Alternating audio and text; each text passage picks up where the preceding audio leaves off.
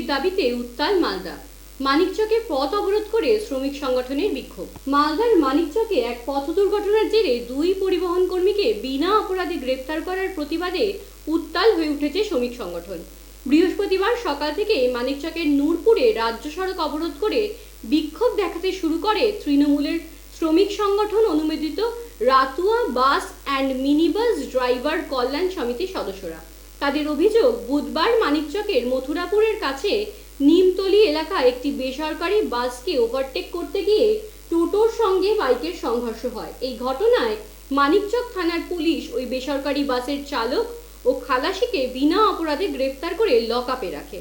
সংগঠনের সদস্যদের দাবি, পুলিশ তাদের সঙ্গে দুর্ব্যবহার করেছে এবং ভবিষ্যতে বাস চালকদের পেটানোরও হুমকি দিয়েছে।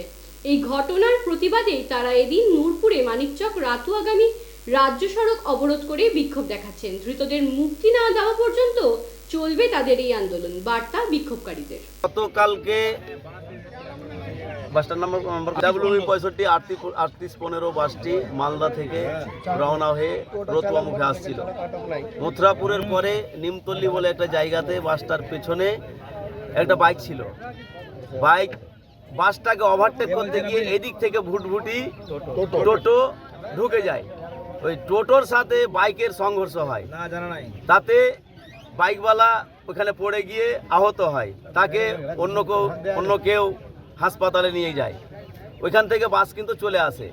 রাস্তাতে প্রশাসন ধাওয়া করে আমাদের বাস ড্রাইভারকে ধাওয়া করে নূরপুর স্ট্যান্ড থেকে দুইজনকে ড্রাইভার এবং কন্ট্রাক্টরকে অ্যারেস্ট করে নিয়ে গিয়ে লকআপে ভরে আছে।